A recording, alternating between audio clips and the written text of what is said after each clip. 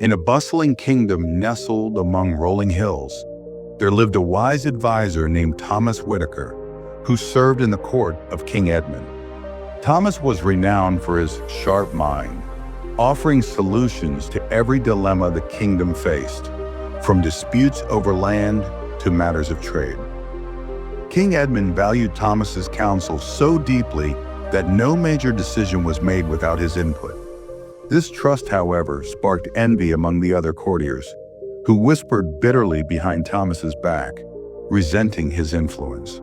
One crisp autumn morning, as leaves fell gently in the courtyard, King Edmund summoned Thomas with a peculiar expression.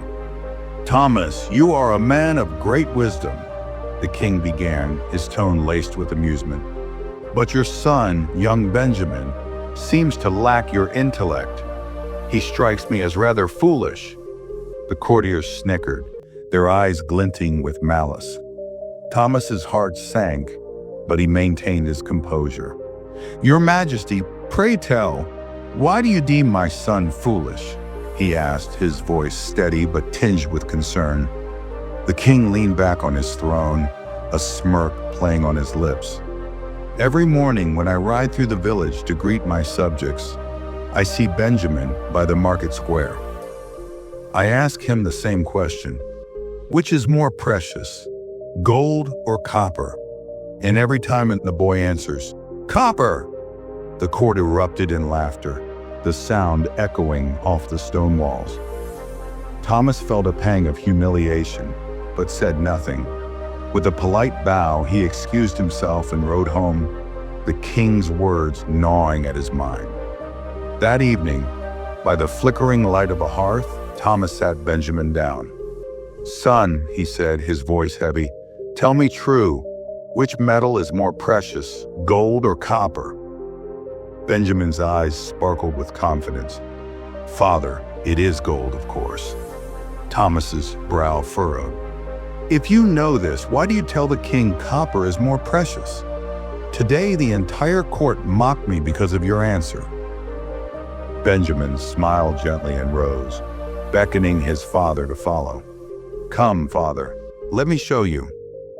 In his modest room, Benjamin opened a wooden chest, revealing a pile of gleaming copper coins that shimmered in the firelight.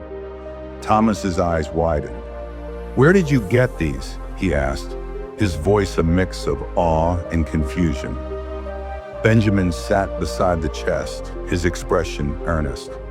"Father, every morning, the king rides into the village and calls me over. He places 2 coins before me, 1 gold, 1 copper, and says, 'Take the more precious one.' I choose the copper coin, and he laughs heartily, hands it to me, and rides off. The next day, he does the same. If I chose the gold coin and gave the correct answer, he would lose interest, and this game would end. I would gain 1 gold coin, but lose the daily copper coin he gives me." Thomas's heart swelled with understanding. The boy's choice was not folly, but a quiet kind of wisdom. "You've built this wealth, coin by coin, while the king thinks he's outwitting you," he murmured, pride warming his voice. Benjamin nodded. "The king enjoys my foolish answer, and I don't mind. 1 gold coin isn't worth losing this steady gain. Let them laugh. I know what I'm doing." From that day, Thomas carried a quiet smile whenever courtiers sneered at Benjamin's supposed foolishness. He saw what others could not. His son's cleverness lay in patience and foresight, not in seeking fleeting praise. The whispers of the court no longer stung, for Thomas knew Benjamin's wisdom was a treasure only the truly wise could recognize. Friends, this tale reminds us that the world often misjudges those who work quietly toward their goals. Some boast loudly of small deeds, while others achieve greatness without fanfare. If you know your path is true, let others call you foolish. It matters not.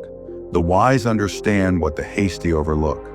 So walk your road with patience, gratitude, and resolve, for true wisdom shines brightest in silence.